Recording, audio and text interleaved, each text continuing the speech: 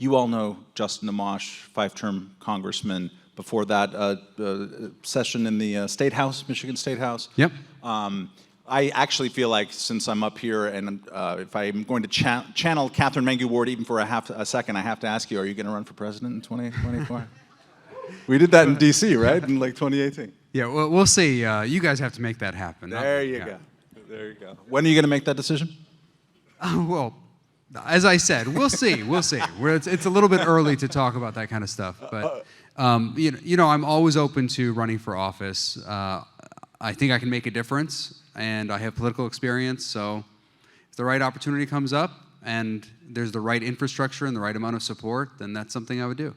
All right. So since y'all are students, or at least you're pretending to be for the purposes of the conference, I thought it would be interesting. Justin, look at him. He's young. He was a young person recently. Ran for your first office when you were 30 years old. And since, I mean, it's kind of an interesting origin story. How do you go from being a nerdy Hayek econ brat in Grand Rapids, getting the perfect grades and doing all the, you know, achieving like the immigrant's son should achieve? How do you go from that to literally finding a job where you have to go out and talk to strangers and make them like you? Yeah, well, it wasn't easy, and I was even younger than that when I first ran, because when I ran for state office, I was only 27, I think, when I filed. So, yeah, I started young. A lot of you are younger than that, even. And it's difficult, especially if you are not an extrovert. You know, I'm a pretty introverted person. I was not comfortable with public speaking. I was not comfortable getting out there and expressing myself, and it was very stressful at first. But I knew that if I practiced, if I kept going in front of crowds, talking to people, speaking my mind, eventually I'd become more comfortable with it, and it really did happen. There was a long period of time where I thought it would not happen, where I really thought it would just be too difficult to like ever become comfortable with politics. You'd just be backstage, sweating bullets. Yeah, I don't know about like sweating bullets or anything, but you know, if you are an introverted person, and I was always, you know, I was a good student. I spoke in class. I did all that stuff. I was valedictorian in high school. But if you are not really an extroverted person and you're put into a business that is all extroverts, basically, these are all type A personalities, it can be intimidating. It can be difficult. You're doing, you know, debates and conversations in front of big crowds, and I think that's something that all of us have to, you know, work on as we get started. And just what I would say to young people here is, even if you're not comfortable doing that, don't let that be a deterrence. Like, just work through it, fight through it. You can overcome it, and that's really the biggest battle, in my opinion. Because once I got through that, the rest of it was a lot easier. Why did you choose politics? So the family has a business. You can very well work in that business. You went to law school. People go to law school. They become lawyers. Yeah. Why did you choose electoral politics? So I did work as a lawyer for a short period of time, and I didn't really like it that much. You know, I'm not discouraging any of you from becoming lawyers. I think it is a good career. It's a good background for a lot of things, but I didn't enjoy the work I was doing. It was mostly corporate transactional type of legal work. So I was writing contracts, working on other sorts of agreements, and it was very impersonal. So what I was doing was making a difference, but not the kind of difference that was perceptible beyond a very small circle of people, right? It's like I'm making a difference for the clients I'm working for, and those people certainly appreciate it, and it makes a difference to particular companies that might be using my legal services. But when it came to the broader public, where I thought we needed to make some big changes, I wasn't having an impact there. I was reading Michigan Capital Confidential. This is a newspaper that's produced by the Mackinac Center in Michigan, which is a free market think tank. And I noticed that Republicans and Democrats were actually working together to vote the wrong way consistently. So I had heard that actually they were, always fighting each other, disagreeing with each other on everything. And when I actually read this newspaper, which included votes from the state legislature, it would list the roll call votes. I was like, wait a minute, these things are passing 110-0. These terrible bills that they're writing about in the newspaper are passing 110-0, just handing corporate welfare to giant companies, all sorts of other anti-free trade, anti-free market sorts of legislation passing without any opposition. And I said, I have to get involved here, and I just have to overcome whatever social difficulties I'll face by not being an extrovert. I've got to overcome that because I have to go out and make a difference here. So let's talk about the congressional dysfunction that we started this. Most people say, at moments of exasperation, Congress doesn't work. Congress is broken, right? And that's usually either a generalized response to they're bickering again and they can't pass the thing, or you don't like the thing that they passed, or whatnot. But you've spent, and I've watched you do this in Grand Rapids, 2 constituents in a diner who were bored. No, I'm just kidding, they're happy. But you've talked about how the process is actually, of the mechanics of the dysfunction is important to understand. Can you walk us through and how maybe that devolved during your 10 years? Yeah, so when I served in the state legislature, one of the things that inspired me to run for Congress was that I had been quite effective at getting the Democrats to actually adopt a number of my amendments. In fact, I was more successful than any Republican. I was a Republican at the time, more successful than any Republican at getting the Democratic leaders who controlled the state house at the time to adopt my amendments. And people found this counterintuitive because I was simultaneously considered the most libertarian and by some measures the most conservative member of the state house. So they thought, well, how is this happening? And it was because I was actually having conversations with the Democrats. I would just go up to them on the House floor and say, hey, here's the problem with your legislation. I'd walk them through it. They would often pull legislation from the House floor or let me offer an amendment, which a lot of times they would just adopt unanimously or with their support. So it was just a matter of being proactive and reaching out, and I found that other members of the state legislature weren't really doing it to the same extent. So I thought, okay, I'm going to take this bipartisan, nonpartisan libertarianism that I have, I'm going to bring it to Congress. And I got elected to Congress. When I got to Congress, I found that it didn't work the same way. You don't have the same kinds of relationships with people on the other side of the aisle. Sure, they're friends, they can hang out even, but they aren't going to work together on things unless it's something that is either, not that important, some insignificant measure, or maybe sometimes a few of the more eccentric members will get together on either side and they'll introduce something that they know isn't going anywhere. But in terms of getting actual legislation through Congress, it's very rare that you see people from both sides of the aisle working together in a way that actually benefits the American people rather than benefiting the members of Congress. So it was an eye-opening experience, but even as closed as it was in the early days when I got to Congress, and this is not a long time ago, by the way, we're talking about 2011, so I'm not talking about the 1970s or something. So even at that time, say 2011, 2012, 2013, as closed as it was more open by far than what I experienced in my later years in Congress. Say 2017, 2018, 2019, 2020, by that point, the House had been completely shut down. It became a completely top-down operation. In the early days, I could go to the House floor, offer an amendment, and in many cases get a vote on that amendment. Or I could go and talk to people on the other side of the aisle and get us to work together on something. I worked with Democrats like John Lewis on civil liberties legislation. there were a number of times when I was able to push things with support, even from the other side of the aisle, in the earlier days. And then in the later days, starting toward the end of 2016 and on, Paul Ryan decided that he was going to completely shut down the House. Anything that was going to come to the House floor was going to go through him.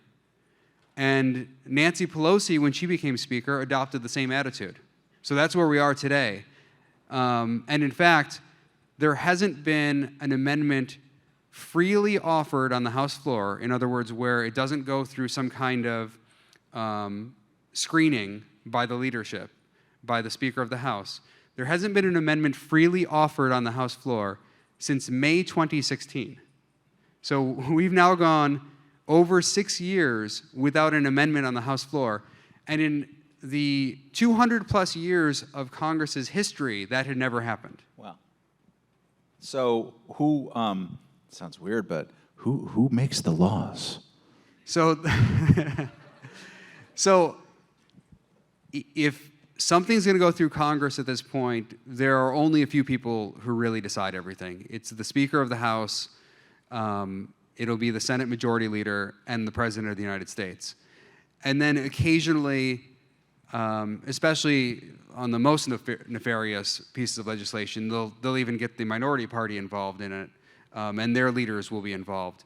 But if you think that you are electing members of Congress to go present their own ideas and offer their amendments, and it's like some kind of laboratory of democracy where we're all working together trying to find the best outcome, that is not happening at all. That's why I'm very critical of the Democrats on their claims about being pro-democracy. I hear the Democrats every day, we have to protect our democracy, our democracy, our democracy on everything.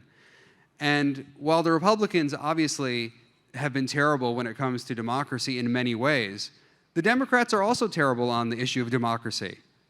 Because you can't be good on democracy and then run a congressional system where only the Speaker of the House essentially decides what is going to be voted on.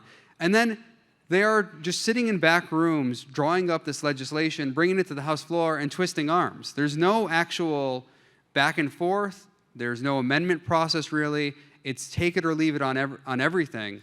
And that is not democracy. Congress should be a place where we discover outcomes, not where outcomes are dictated to us. And now what happens really is you're electing someone to Congress, they're going there, they're being told what to do, how to vote. And I know in some other countries this has been commonplace for a long time. But at least here in the United States, the tradition has been that when we elect our representatives, it's not like a parliamentary system or many other systems around the world. In the United States, when we elect our representatives or our senators, we expect them to represent us. We expect them to go and do what we as constituents think is right within the bounds of the Constitution. And right now, they have no ability to do that. You were a founding member and a key member of the House Freedom Caucus. This is in the way of... Yes, one of my greatest achievements, by the way. It's in the wave of the Tea Party wave, which you were part of. I don't know if you self-identified. I hear they're working on my statue right now. By the end of your, they were like, instead of like criticizing any government spending because they were just signing off on it, they were singling you out for criticism, the co-founder of the caucus. Can you, besides how fun that is, but can you reflect a little bit on maybe what that tells us about the nature and structure and incentive of politics? Maybe you were a bit naive when you walked in and thought that the business of the legislature was legislating, as opposed to getting in front of a camera and doing the latest defense about Donald Trump. Yeah, well, I think things have changed a lot. So I don't think I was naive so much as the system has changed dramatically in 10 years, and it's largely gone unnoticed. We act like very little has changed between, say, 2010 and 2020, or 2022, where we are now, but a lot changed. A whole lot changed. The internet changed everything. And what ended up happening is legislators increasingly became actors, like performers. and they go on TV or they go on social media, and they're there to entertain you. It's an audience capture problem. No one's more for free speech. I'm for people tweeting whatever they want. I'm even for bringing Donald Trump back to Twitter, as an example. That's how open I am about this thing. Bring him back. I don't believe you should be booting people off of Twitter willy-nilly. I think the threshold should be very high. Now, yes, they're a private company. They can do what they want. So I'll be clear about that, too. But I think that the threshold should be high, because I really do believe in free speech as a concept. But that freedom has also had some consequences in that people now play to the crowd. You see people in politics today who can't legislate. They don't have any legislative powers because that's been taken away by the Speaker of the House. And maybe if Congress functioned properly, you'd get less of the performance art. You'd get less of an impact from social media influencing how they're behaving if they could actually go legislate. But since they can't, what are they left with? They're just left with performative politics. That's all they have.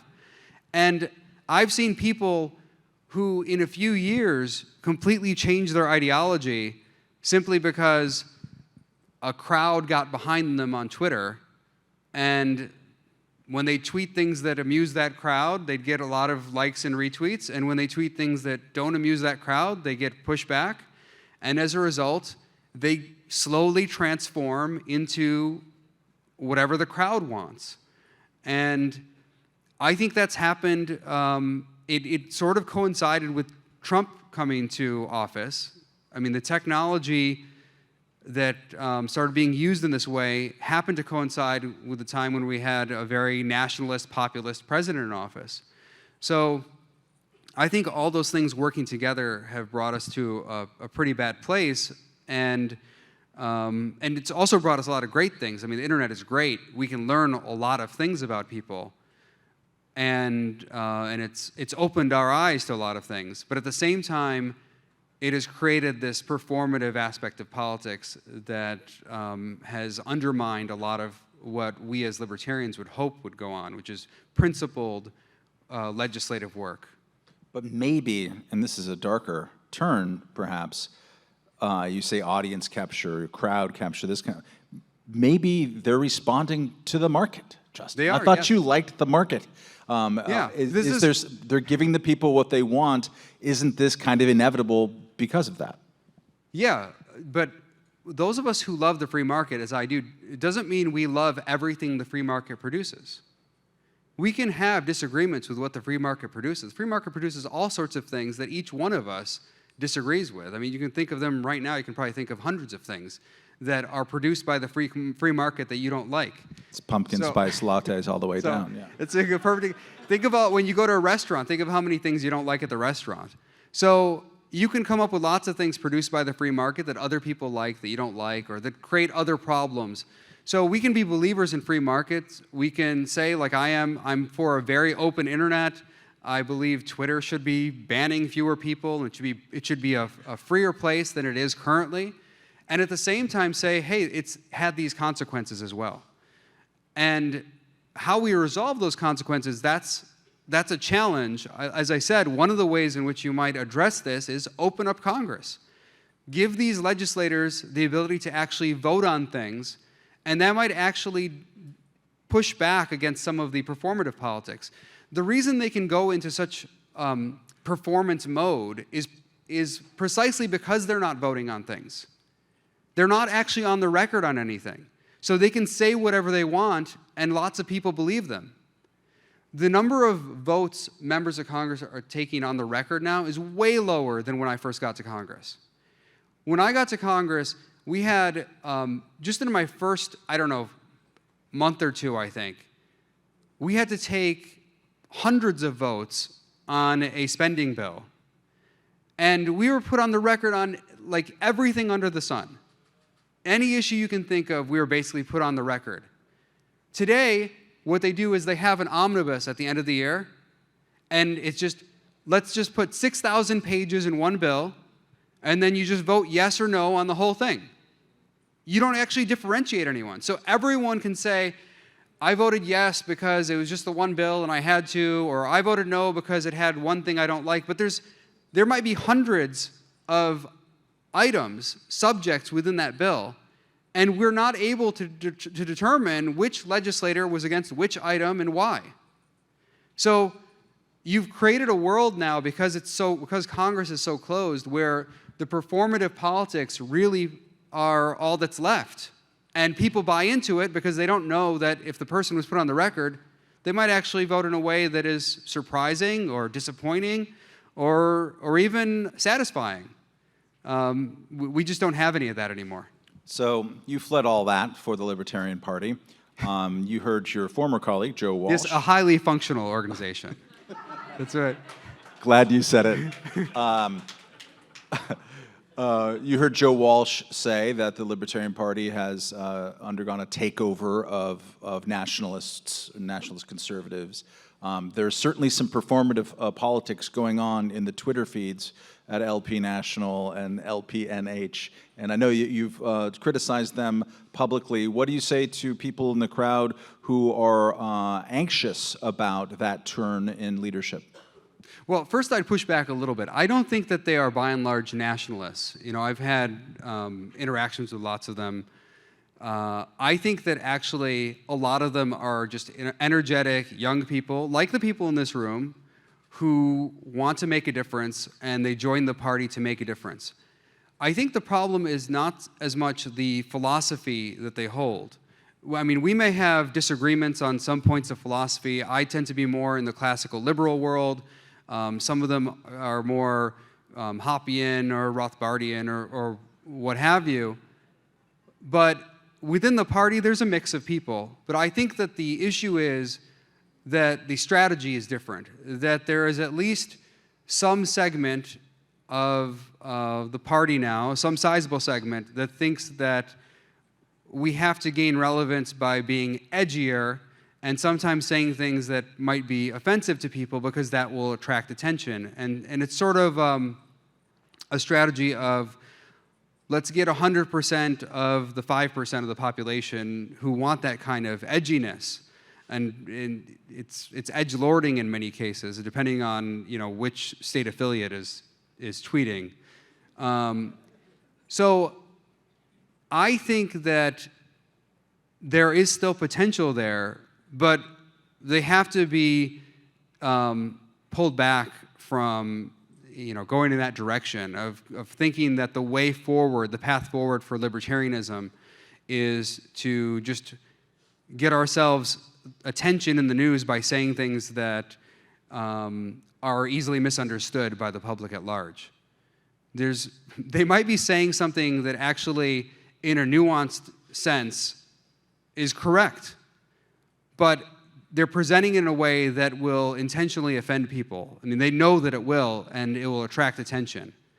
And I think that's a problem. I don't think that's helpful to libertarianism, because then we just get lumped in with sort of the far right. We get lumped in with nationalists, natcons, populists, and the average person out there who's trying to determine what is libertarianism and is this something I want to be a part of, they never really get to our ideas because they're just so put off by what's being presented.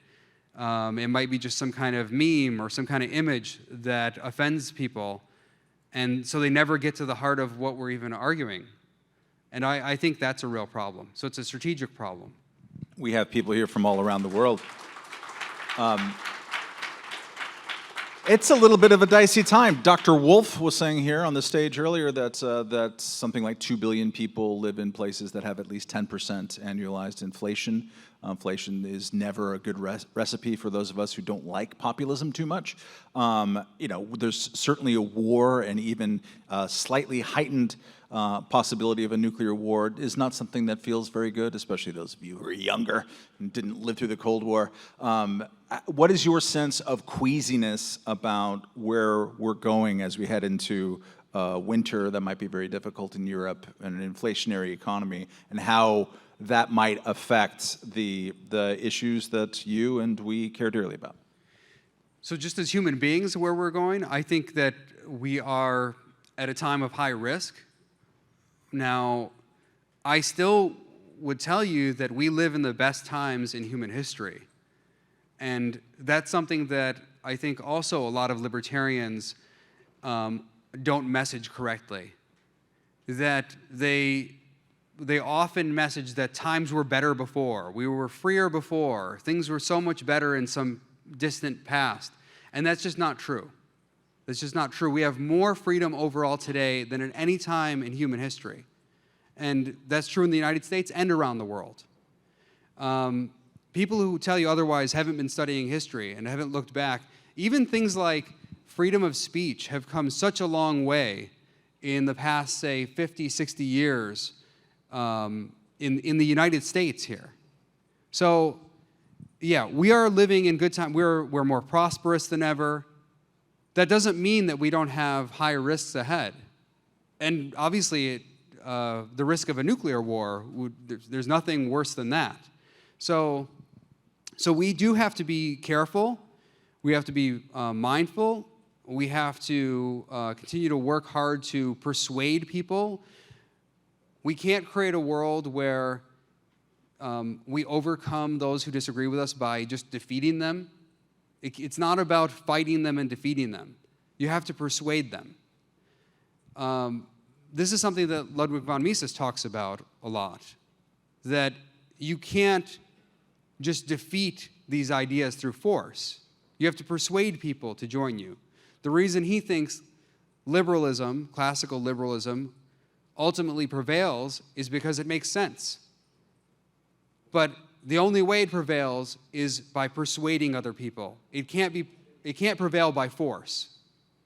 And I think increasingly you have people in the libertarian world who think we're going to defeat our enemies, own the libs, or whatever, and that's going to make this a better place. So we've got to get back to that place of persuasion, and I do worry that with all the turmoil going on in the world, there will be more populism and nationalism, and we'll have to fight back against that. And we do have to understand those who are pushing back against this. Like I do think, I think Aaron Ross Powell was saying this earlier. We do have to learn about the ideas of those who are disagreeing with us.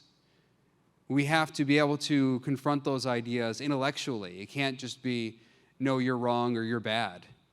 We have to understand why they're wrong. And I think that's something that we in this room can do, and we have a lot of assets because we have writers like F.A. Hayek.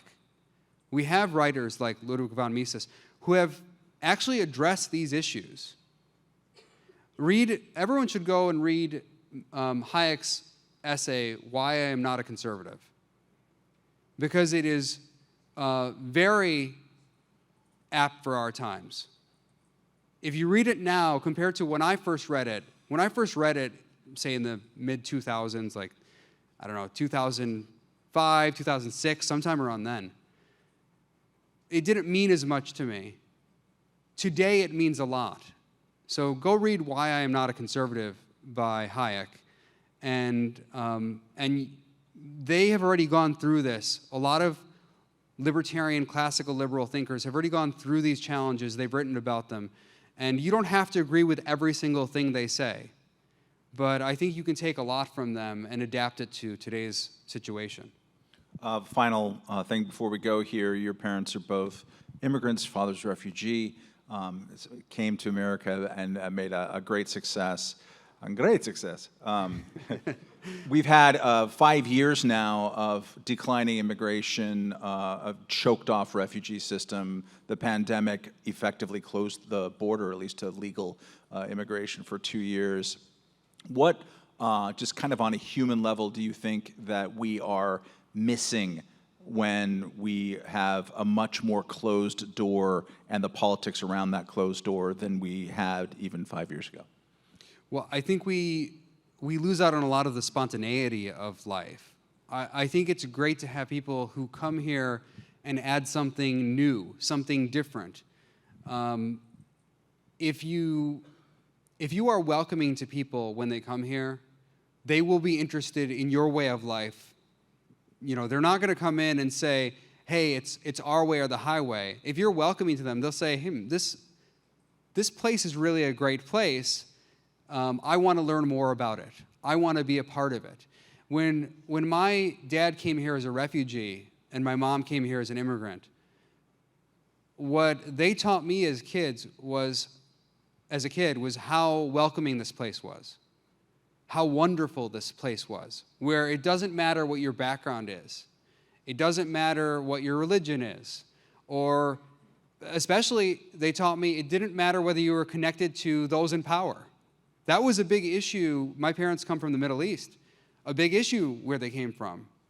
If you knew the regime, if you knew the government officials, you were favored. And if you didn't, you were out of luck. You were staying in whatever station you were in. You weren't going anywhere. And in America, it wasn't like that. That's what they taught me. So when I was a kid, I really took that to heart. I'm here today because of those lessons my parents taught me about their upbringing and what it meant to be in America. So I think this is what's important. We can be a beacon to people around the world. We have to be welcoming to people. When they come here, they can be our greatest advocates. You might welcome refugees here as my dad was welcomed here. And then it turns out that person's child could be a libertarian congressman. So, you know, I think we should be an open and welcoming place, and increasingly what I see from people is, well, we'll welcome only certain types of people in. If they have enough money, if they're from the right countries, and then we're really limiting our ability to expand and grow as a country. And my parents certainly would never have gotten here if those kinds of restrictions were in place. My dad was poor for a Palestinian, so even the Palestinians made fun of him. So that's pretty poor. Ladies and gentlemen, your 2024 president, Justin Amash.